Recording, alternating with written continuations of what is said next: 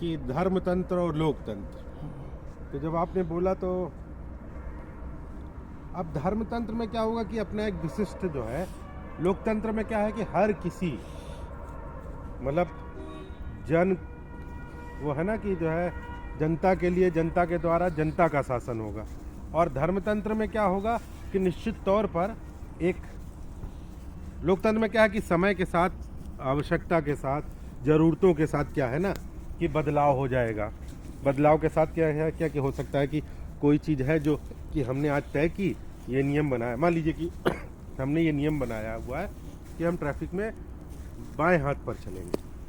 अब क्या हुआ कि काल समय बीता और हमें लगा कि बाएं हाथ असुविधा उत्पन्न कर रहा है, तो अब दाहिने हाथ पे सुविधा होगी, तो हम क्या दाहिने हाथ पे चले जाएंगे, तो उस पर हम शिफ्ट हो सकते हैं। अब धर्म के साथ एक बड़ी समस्या है कि धर्म क्या करेगा कि उसका एक निश्चित कोई ग्रंथ होगा, एक निश्चित कोई देवता होगा, उस देवता के सम्मान के बाद, जैसे मान लीजिए कि आप भारत सरकार के प्रधानमंत्री के बारे में कुछ भी असंसदीय नहीं कि अब आप उनको जो है गाली गलौज करने लगे। खैर, अगर आप गाली गलौज करते भी हैं तो प्रधानमंत्री के पास इतनी फुर्सत नहीं कि आपको देखने आए कि जो है तुम गाली गलौज करो, लेकिन फिर भी एक सामान्य अनुशासन में माना जाता है कि आप माननीय प्रधानमंत्री के खिलाफ कुछ भी तार्किक, उनकी नीतियों से सहमत असहमत हो सकते हैं। अब धर्म के साथ क्या है कि उनके देवता ने जो कह दिया या उस शास्त्र में जो लिख दिया गया वही अंतिम सत्य मान लिया गया। अब जब वो अंतिम सत्य मान लिया गया तो उस पर प्रश्न चिन्ह आप उठाएंगे तो आप क्या कहे जाएंगे? विधर्मी कहे जाएंगे। अबे नास्तिक हो क्या? मान लो जैसे एक धर्म का एक स्वरूप भी आता है ना, आपके पास भी आता रहा होगा या कहीं से आपने सुना होगा, एक पोस्ट कार्ड आया कि जो है उसमें एक कोई कहानी लिखी कि एक व्यक्ति ने ये 24,000 पोस्ट कार्ड बांटे और जो है उसको इतनी हानि, इतना लाभ हो गया, ये हो गया, अमुक अमुक अमुक लाभ हो गए, और जिसने नहीं बांटा उसके साथ ये दुर्घटना घट गई। अब बेचारा डर गया वो तो आदमी। अब वो मान लो कि उसके जेब में 5 ही रुपए हो, 24,000 पोस्ट कार्ड नहीं बांट सकता, लेकिन उसकी मजबूरी है। क्यों? क्योंकि वो धर्म को, तो ये भी, लेकिन ये धर्म का जिस स्वरूप है ये कर्मकांडी स्वरूप है और यह स्वीकार नहीं है। भाई धर्म के लिए क्या, जैसे अब देखो गंगा तट पर है, हम लोग खड़े हैं, तो गंगा जी की जो पूजा होती है, जो सामान्य तौर पर मैं देखते आया हूँ और जो मैंने पाया है कि गंगा जी की पूजा गंगा जल से की जाती है।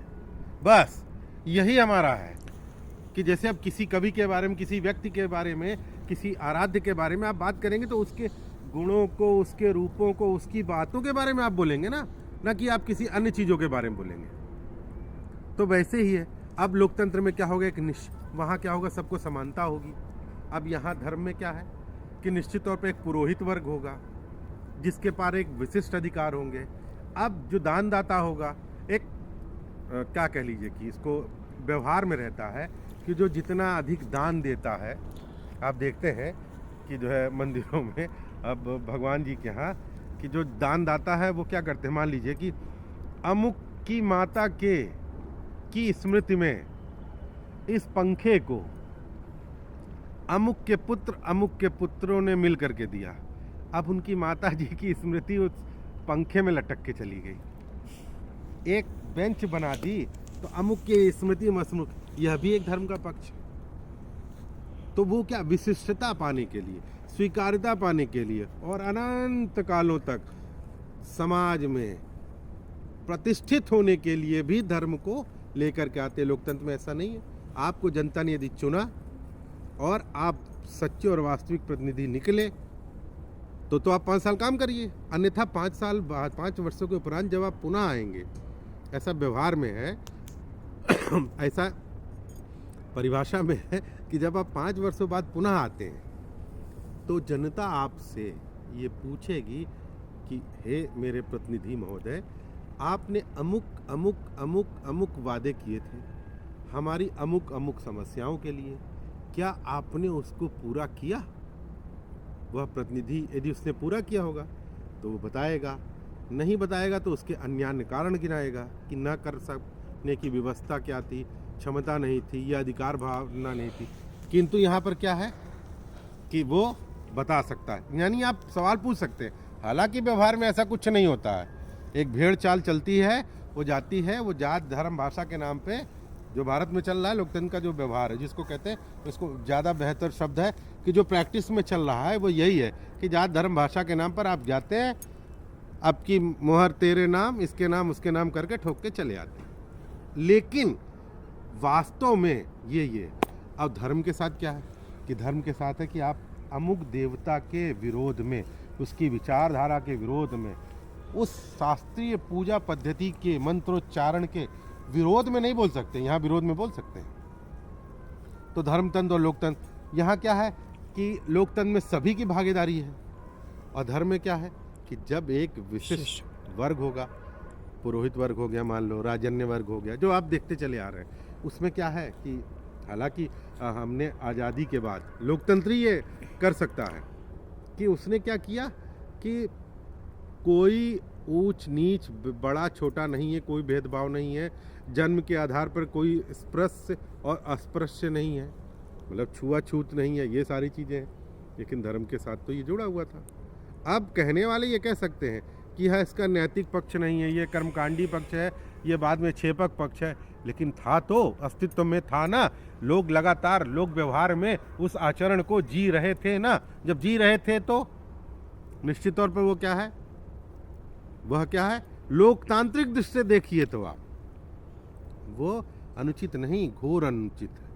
लेकिन धार्मिक दृष्टि से जब आप देख रहे होते थे तो क्या नजर आ रहा था, अरे भाई तो धर्म है, अब मतलब क्या धर्म कर्म भुला दोगे, धर्म कर्म भुला दोगे, आप तो ऐसे बोलने लगो। लेकिन इसीलिए कहा गया है आधुनिक काल में अब तक की मनुष्यों की जीने की जो पद्धति है वो सबसे सर्वोत्कृष्ट जो अभी तक है वो लोकतंत्र है। अच्छा, एक बात और मैं आपसे साझा करना चाहूँगा।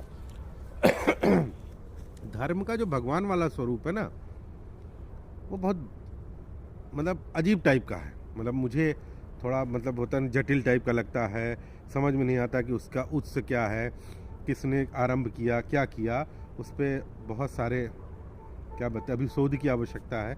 लेकिन जो चिंतन की धारा है, जो दर्शन की धारा है, जो उपनिषद काल, जो उपनिषदों के माध्यम से हमारे यहाँ आती, वो एकदम अलग है। वो मानवीय जीवन कितना श्रेष्ठतर और श्रेष्ठतर से भी ऊपर हो सकता है, इसकी बात वो करता है। और यहाँ क्या है कि बस वो है ना कि जय जय जय जय जय जय जय जय जय जय जय। लेकिन सवाल इस बात का है कि भक्ति, क्रिया, योग, ज्ञान, इन सब से भी ईश्वर को जाना जा सकता है, या इनमें से किसी एक के माध्यम से जाना जा सकता है। इसलिए कहा गया है क्योंकि हर किसी का व्यक्तित्व, उसका चिंतन, उसका चरित्र, उसका दर्शन का पक्ष, उसकी तर्क करने की क्षमता, उसकी महसूस करने की क्षमता भिन्न भिन्न हो सकती है।